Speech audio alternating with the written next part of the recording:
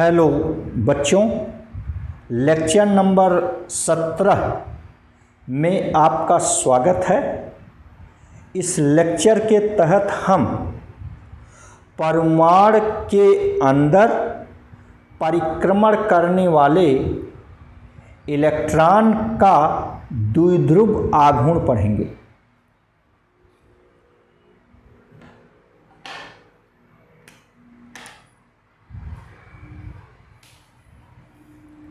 परमाणु के अंदर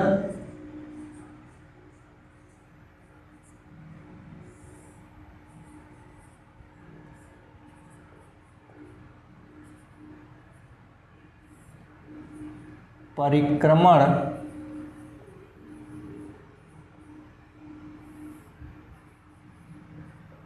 करने वाले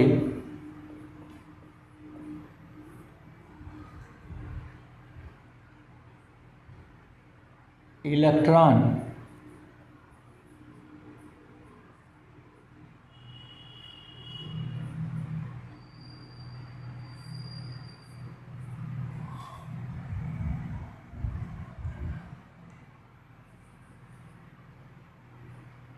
का चुंबकीय द्विध्रुव आघूर्ण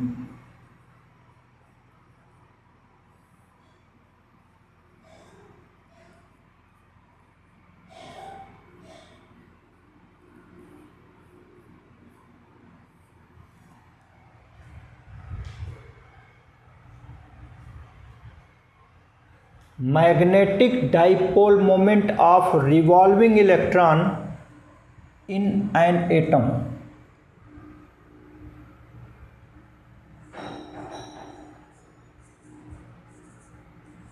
magnetic dipole moment of revolving electron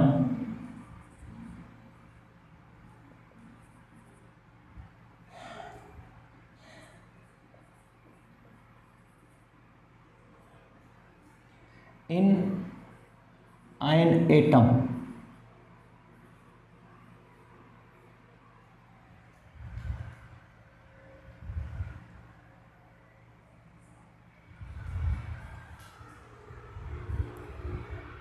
ठीक, तो परमाणु के अंदर परिक्रमण करने वाले इलेक्ट्रॉन का चुंबकीय द्विध्रुव आघूर्ण। आइए, परिक्रमण करने वाले इलेक्ट्रॉन के कारण प्रवाहित वैद्युत धारा देखें। परिक्रमण करने वाले इलेक्ट्रॉन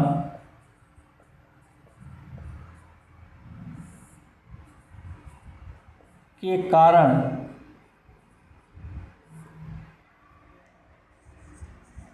प्रवाहित वैद्युत धारा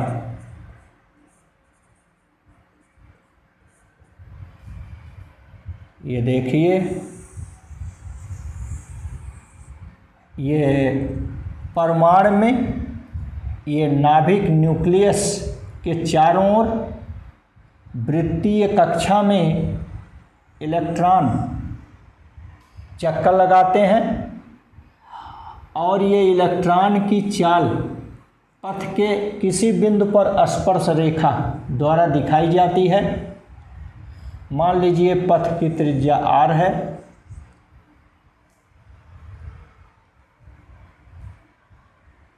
तो यहाँ वैद्युत धारा I सूत्र Q बराबर IT से I बराबर Q बटे T। Q मतलब इलेक्ट्रॉन पर आवेश स्मॉल e और बटे T माने एक चक्कर में लगा समय आवर्तकाल। ये समीकरण 1।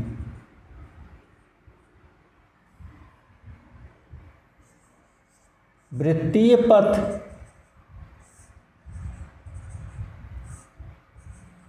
का पूरा एक चक्कर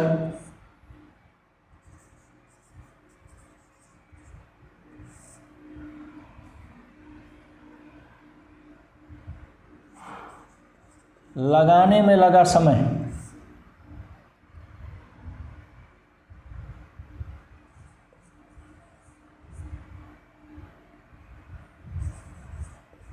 का समय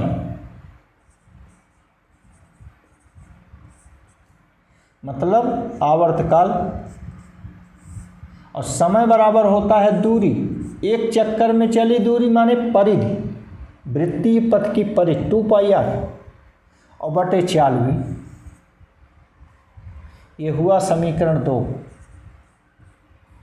समीकरण 1 तथा 2 से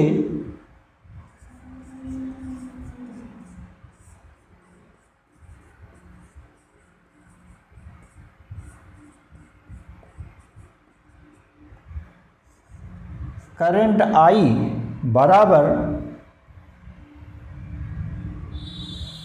E/T, समीकरण 2 से T का मान 2πr/V,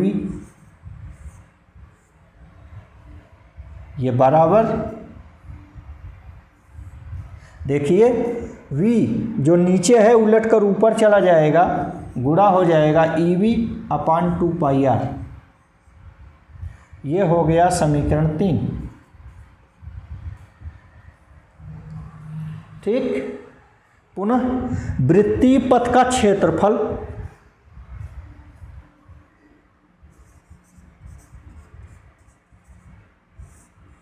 वृत्तीय पथ का क्षेत्रफल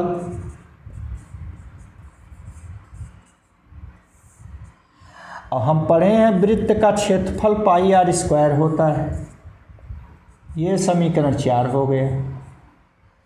अब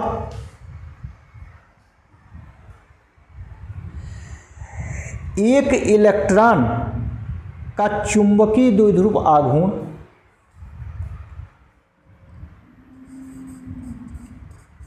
परिक्रमण करते electron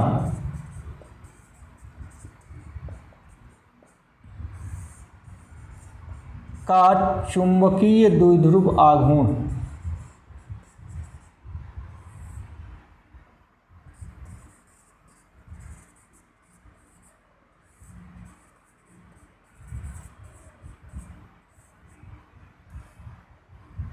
m equal IA equal समीकरण 3 से I का मान EV/2πr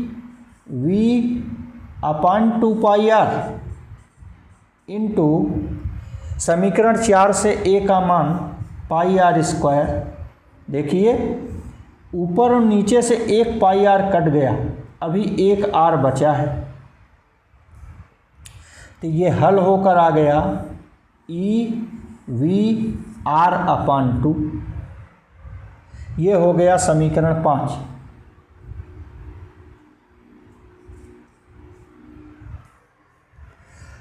ठीक, हम चुंबकीय द्विध्रुव आघूर्ण को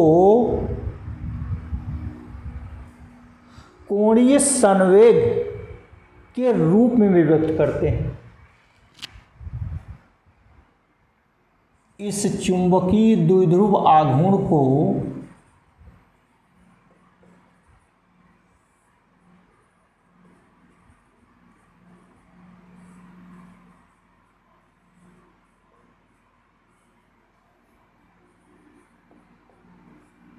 कोणीय संवेग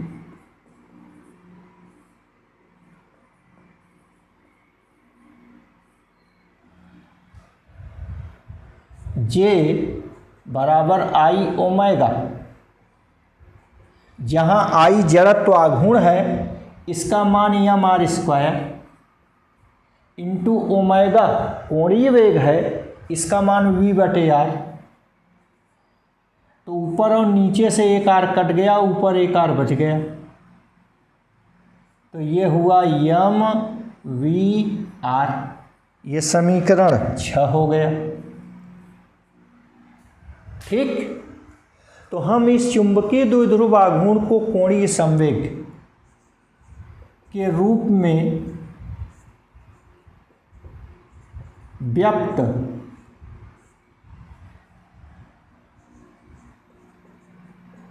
करने के लिए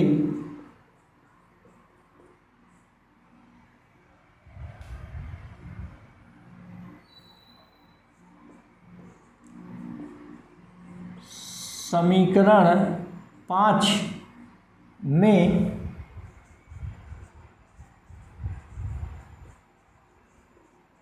समीकरण 6 से भाग देते हैं।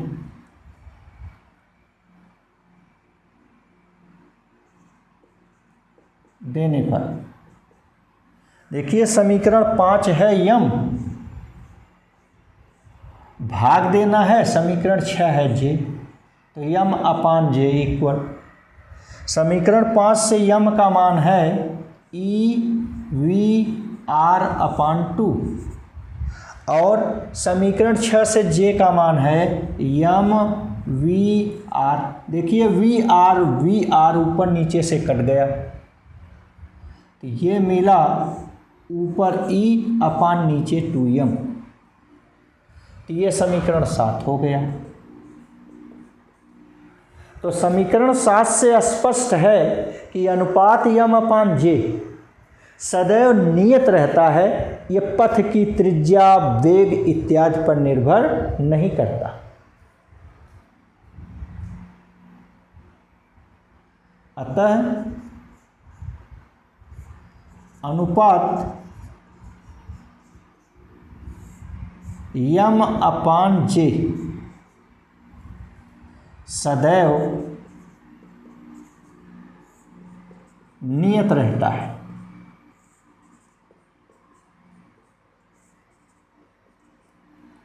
यह पथ की त्रिज्या,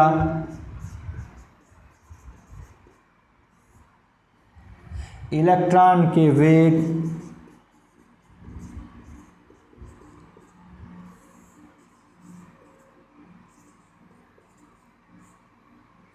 इत्यादि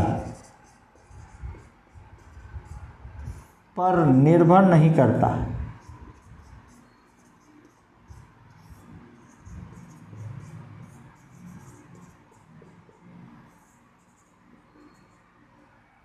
ठीक, वेक्टर रूप में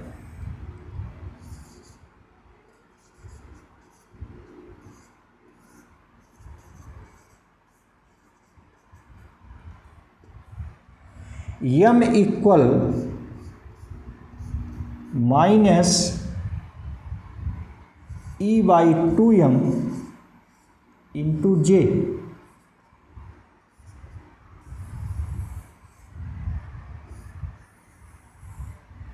जहाँ ऋण चिन्ह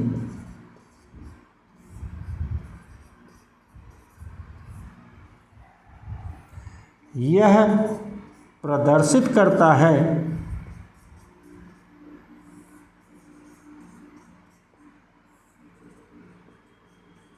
कि यम व जे की दिशाएं विपरीत हैं।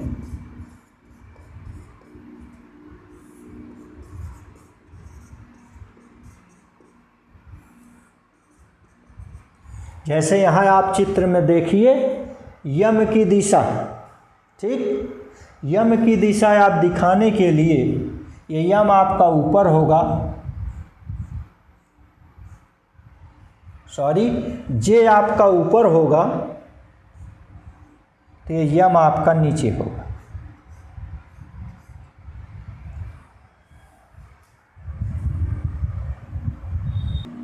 देखिए J equal M V R से J equal M V cross R, vector V cross vector R, दो वेक्टर के क्रॉस प्रोडक्ट से जे की दिशा ऊपर होगी। क्रॉस प्रोडक्ट दो वेक्टर का हम पढ़े हैं। देखिए जैसे ये वेक्टर ए है तो यहाँ वेक्टर जे बराबर M into V cross R, vector V cross vector R, ऐसे ये जे की दिशा है। ठीक, तो दो वेक्टर के क्रॉस प्रोडक्ट से, जैसे ये वेक्टर ए है और ये वेक्टर बी है, इनके बीच का ये कोण थीटा है, तो हम देखिए बी से ए की ओर जिधर न्यून कोण रहता है, छोटा कोण, उधर हम मुड़ते हैं। तो पहले वेक्टर से दूसरे वेक्टर की ओर, तो हम यहाँ पहला वेक्टर बी है और दूसरा वेक्टर ए है, तो vector b cross vector a ऐसे मुड़े हैं, तो हमारा अंगूठा बोर्ड के लंबवत नीचे की ओर है। ठीक, दो वेक्टर का क्रॉस प्रोडक्ट, हम न्यून कोण की ओर पहले वेक्टर से दूसरे वेक्टर की ओर मुड़े, हमारी अंगुलियां मुड़े, तो अंगूठा जिधर तनता है वही तीसरे वेक्टर अर्थात जे की दिशा होगी। तो देखिए यहाँ पर हम न्यून कोण थीटा के लिए हम पहले वेक्टर बी से ए की ओर मुड़ रहे हैं, तो हमारा अंगूठा बोर्ड के लंबवत पीछे नीचे की ओर है। ठीक उसी प्रकार यहाँ भी आप देखिए, ये वेक्टर v की दिशा है, ये वेक्टर r की दिशा है, तो v क्रॉस r हमको लेना है, तो हम v से r की ओर मुड़ेंगे। देखिए ऐसे है, हम v से r की ओर ऐसे मुड़ रहे हैं। ठीक, ऐसे। तो देखिए जब v से r की ओर मुड़ेंगे तो ब्लैक बोर्ड के लंबवत ऊपर की ओर, अर्थात ये j की दिशा ऊपर की ओर होगी। क्लियर? तो जिधर जे है उसका अपोजिट यम हो जाएगा, क्योंकि यहाँ आप कह रहे हैं कि जे की दिशा और यम की दिशा एक दूसरे के अपोजिट है। थैंक्स। इसके आगे चुंबकीय द्विध्रुव की स्थितिज ऊर्जा, आइए पढ़ते हैं।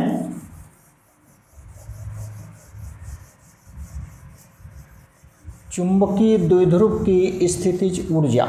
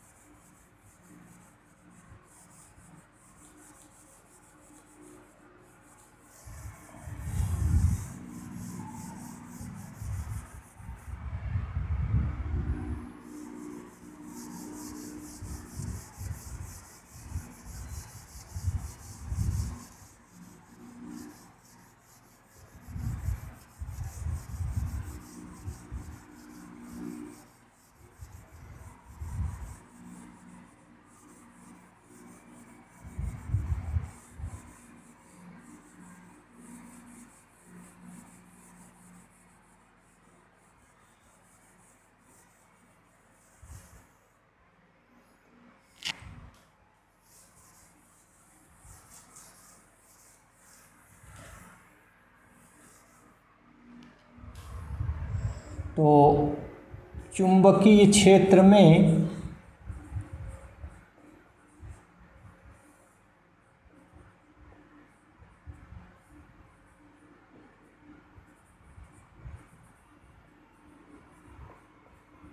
चुंबकीय द्विध्रुव की स्थितिज ऊर्जा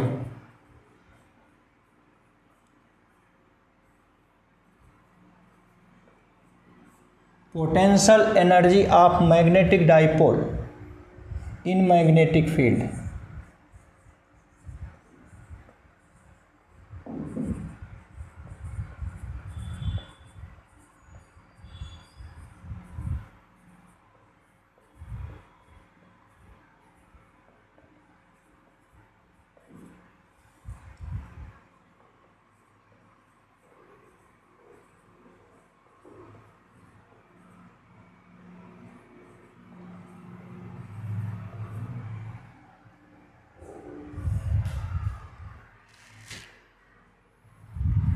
जब हम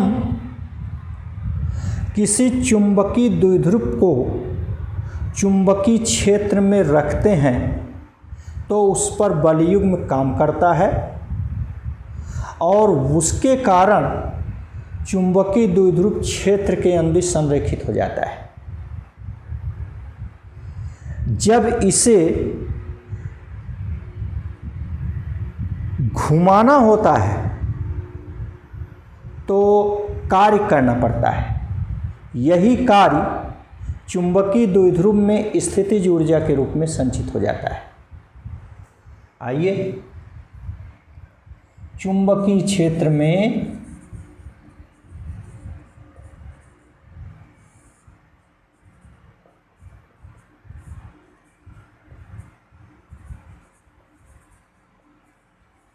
चुंबकीय द्विध्रुव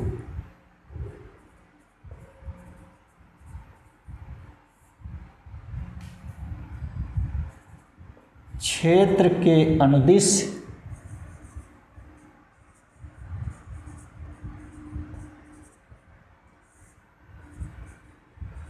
संरेखित रहता है। इसे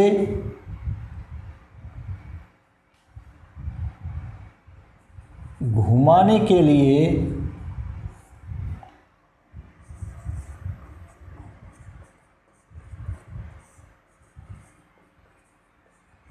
कार्य करना पड़ता है।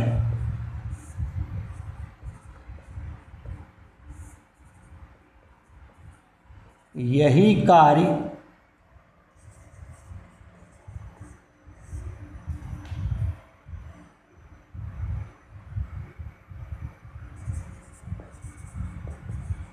चुंबकीय द्विध्रुव में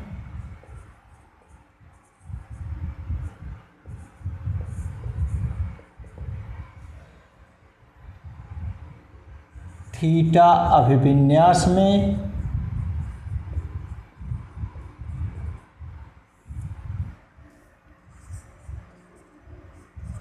स्थितिज ऊर्जा के रूप में संचित हो जाता है।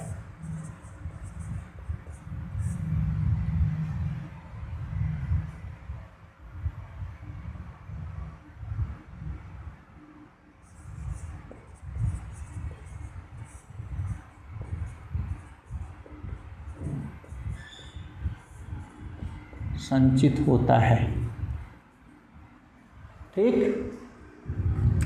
तो चुंबकीय क्षेत्र में थीटा कोण पर स्थित चुंबकीय द्विध्रुव पर लगे बलयुग्म का आघूर्ण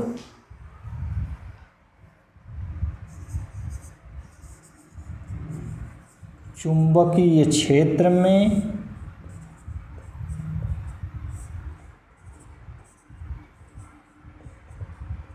क्षेत्र से थीटा कोण पर स्थित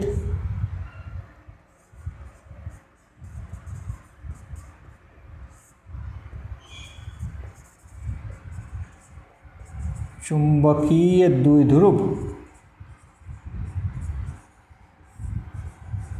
के बलयुग्म का आघूर्ण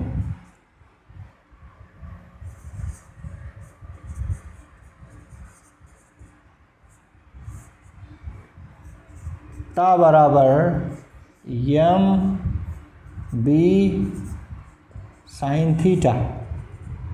ये समीकरण 1, जहाँ यम चुंबकीय द्विध्रुव का द्विध्रुव आघूर्ण है। ठीक, अब अति सूक्ष्म कोण डी थीटा घुमाने में किया गया कार्य चुंबकीय द्विध्रुव को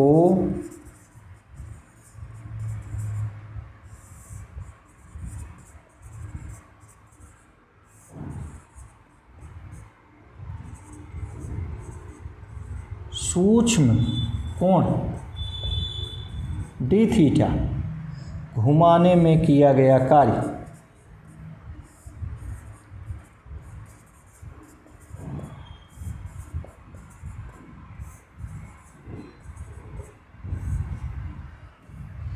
जब कोण छोटा है तो कार्य भी छोटा होगा। डी डब्ल्यू बराबर बलयुग्म का आघूर्ण टा गुणे कोणीय विस्थापन डी थीटा।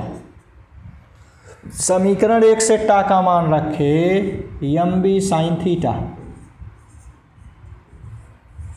गुणे डी थीटा। अब चुंबकीय द्विध्रुव को अभिविन्यास θ1 से अभिविन्यास θ2 तक घुमाने में किया गया कार्य। अब चुंबकीय द्विध्रुव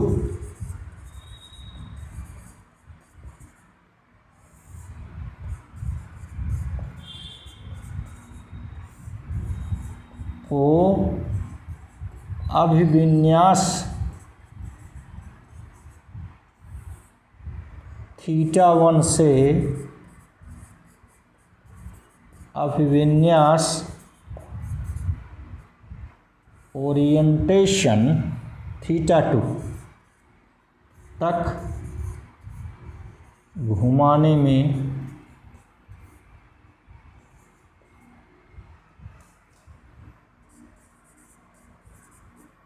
किया गया कार्य।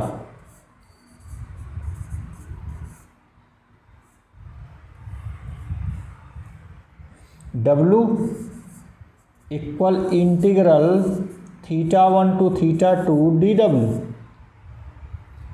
इक्वल इंटीग्रल θ1 to θ2 dW का मान, इसको हम समीकरण 2 मान लें से mb sign theta d theta. mb constant है, इसको बाहर कर दें तो किया गया कार्य W बराबर mb तो बाहर हो गया इंटीग्रल साइन से, ये हुआ θ1 to θ2 sine theta d theta.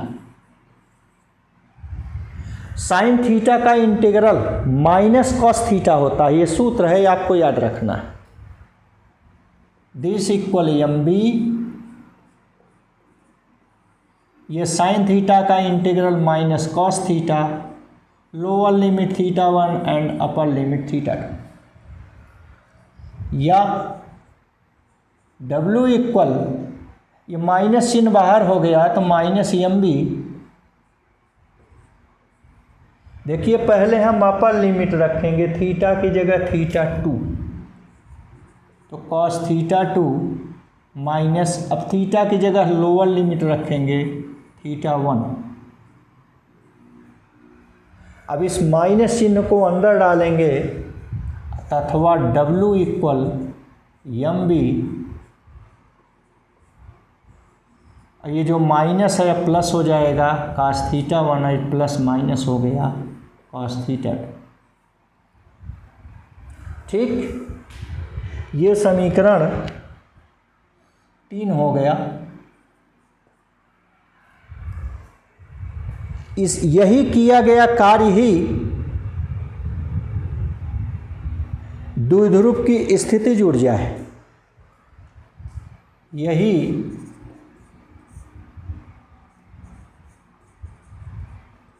किया गया कार्य W ही चुंबकीय द्विध्रुव की स्थितिज ऊर्जा है।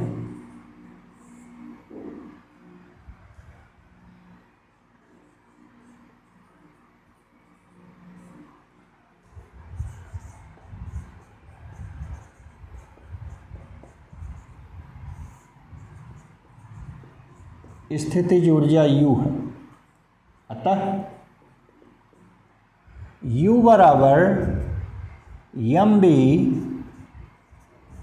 cos θ1 माइनस cos θ2, ये समीकरण 4।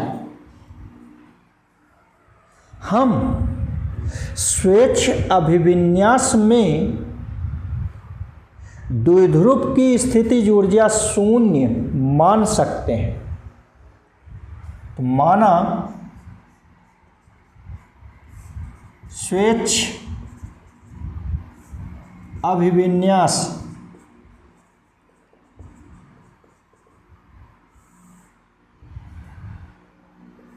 θ1 बराबर 90 अंश में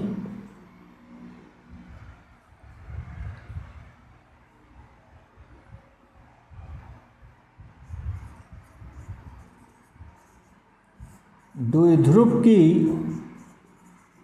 स्थितिज ऊर्जा शून्य है, तो अभिविन्यास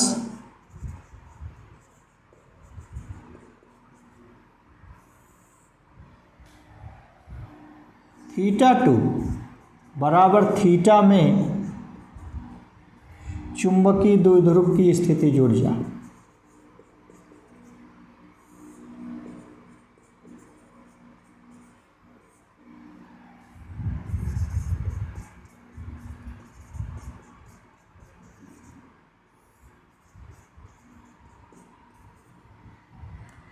इसको हम यू थीटा कहेंगे इक्वल एम बी, ये कास थीटा 1 की जगह 90 अंश माइनस कॉस थीटा 2 की जगह थीटा, ये हो गया एम बी। कॉस थीटा 1 का मान 0, कास 90 अंश का मान 0 माइनस कॉस थीटा। इस प्रकार U theta equal minus m B cos theta. ये स्थितिज ऊर्जा के लिए सूत्र व्यंजक प्राप्त हुआ, इसको हम समीकरण 5 कहेंगे। अब विशेष स्थितियां,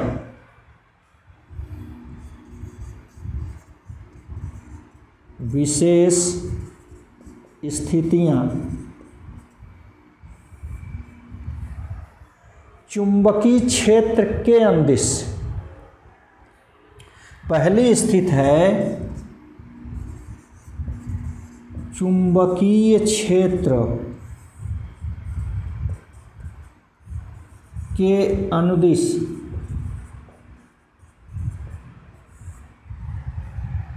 चुंबकीय द्विध्रुव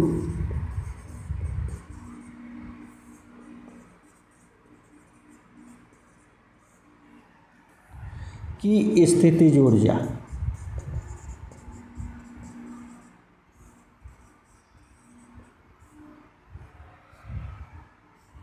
यहाँ पर अनुदिश मतलब थीटा बराबर 0 अंश।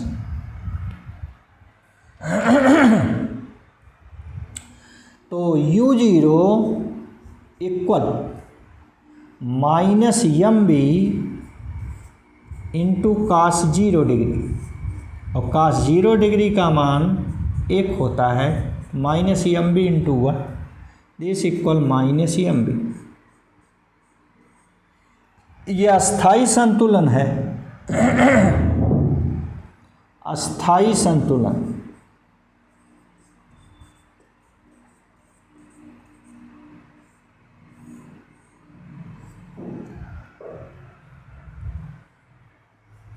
ये समीकरण 6 हो गया।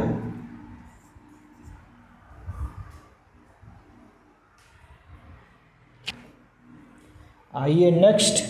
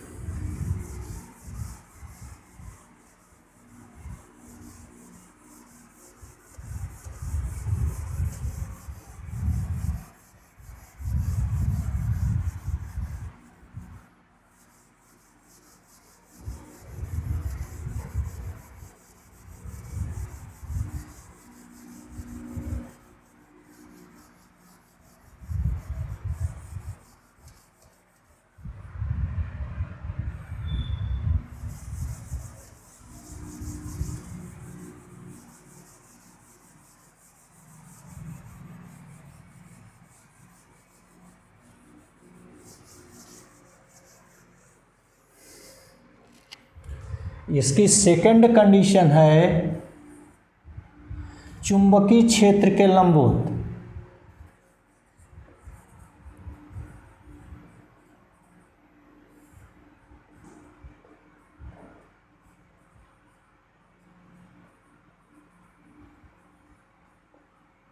मतलब थीटा बराबर 90 अंश। तो स्थितिज ऊर्जा U 90 degree equal minus m B into cos 90 degree, this equal to minus m B और कॉस 90 डिग्री का मान 0 होता है, इक्वल 0।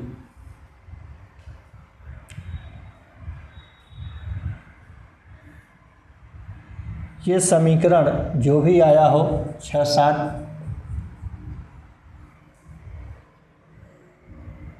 और तीसरी कंडीशन चुंबकीय क्षेत्र के प्रतिदिश।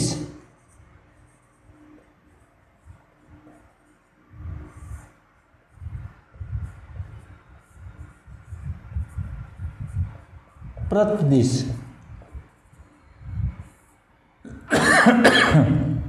प्रतिदिश का मतलब हुआ थीटा इक्वल 180 डिग्री।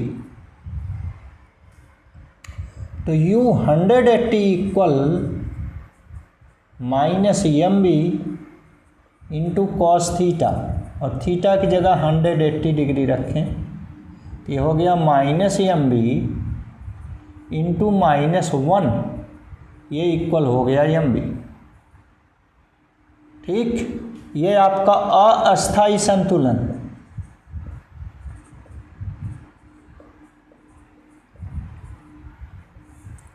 अस्थायी संतुलन है ये। ये समीकरण 8 ले लीजिए, जो भी हो आप देख लीजिएगा समीकरण को। अब अस्थायी और अस्थायी संतुलन में स्थितिज ऊर्जा में अंतर। चौथी कंडीशन है स्थितिज ऊर्जा में अंतर delta U equal U 180 degree minus U 0 degree. U 180 की वैल्यू है एम बी, माइनस U 0 वहाँ निकाले थे, उसकी वैल्यू थी माइनस एम बी। तो माइनस में माइनस का गुणा हो गया, प्लस आ गया, एम बी मिलकर 2 एम बी।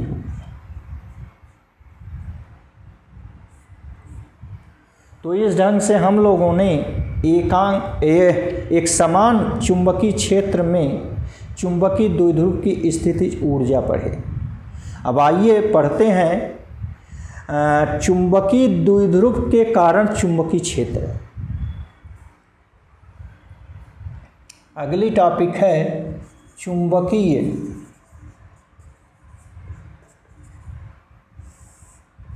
द्विध्रुव के कारण चुंबकीय क्षेत्र।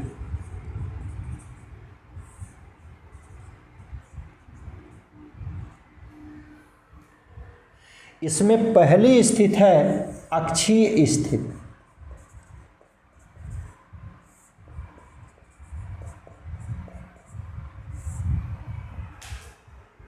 मान लीजिए कि 2L लंबाई का ये दंड चुंबक है, जिसकी अक्ष पर मध्य बिंदु से R दूरी पर स्थित बिंदु पर चुंबकीय क्षेत्र ज्ञात करना है। माना 2L लंबाई वाले दंड चुंबक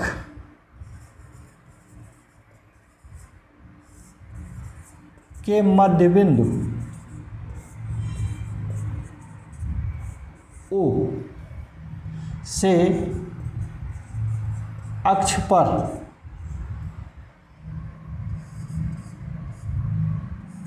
R दूर स्थित बिंदु P पर चुंबकीय क्षेत्र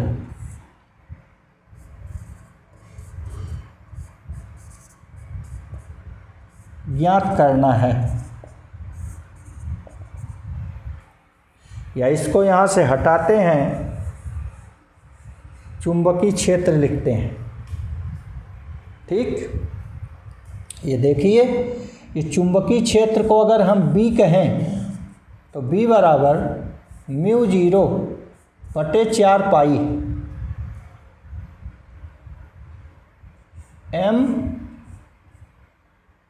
m2m r अपान r square minus l square का होल स्क्वायर।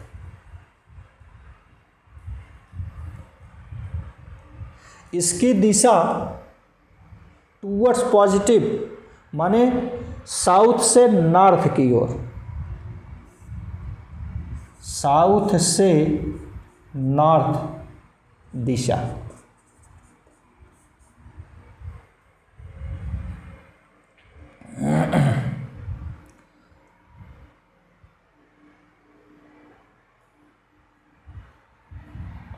ये देखिए,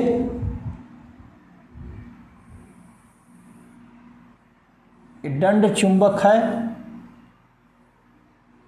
ये इसका मध्यबिंदु O है, ये साउथ पोल है और ये नॉर्थ पोल है। इसके अक्ष से r दूरी पर यहाँ बिंदु P है,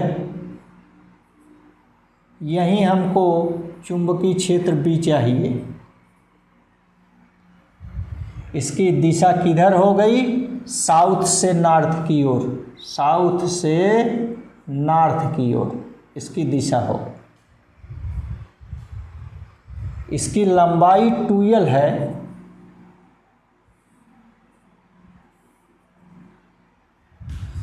तो यहाँ मध्य बिंदु से इसकी लंबाई इधर l हो गई और इधर भी l हो गई।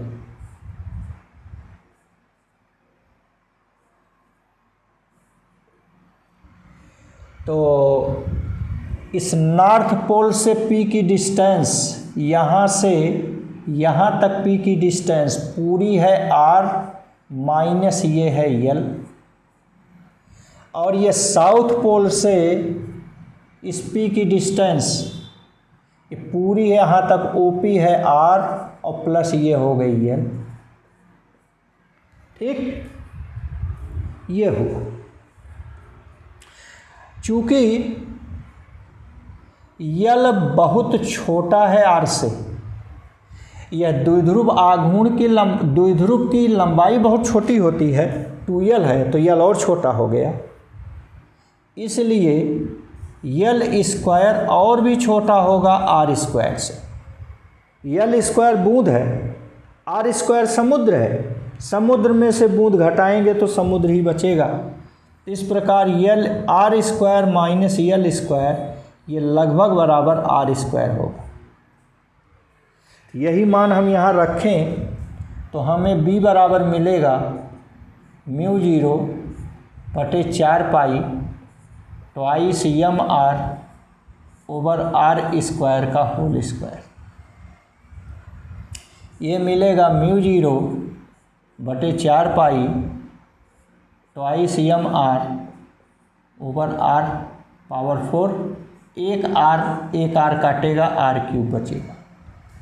तो इस प्रकार ये b का मान मिला अक्षीय स्थिति में μ0/4 pi twice m over r³। ये, और इसकी दिशा किधर है? ये साउथ से नॉर्थ की ओर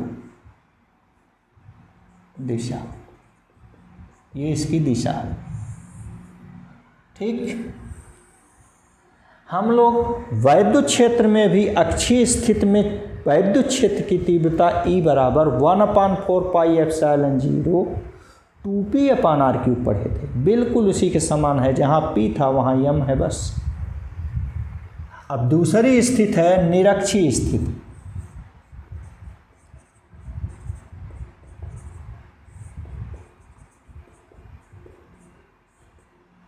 निरक्षीय स्थिति में देखिए, ये दंड चुंबक है, ये इसका मध्यबिंदु है, ये इसका साउथ पोल है, ये नॉर्थ पोल है। इसके अक्ष के लंबवत यहाँ r दूरी पर एक बिंदु P है।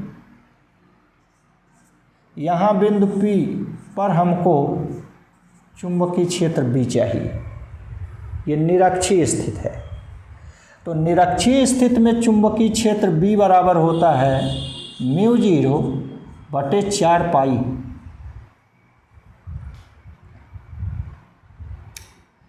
m over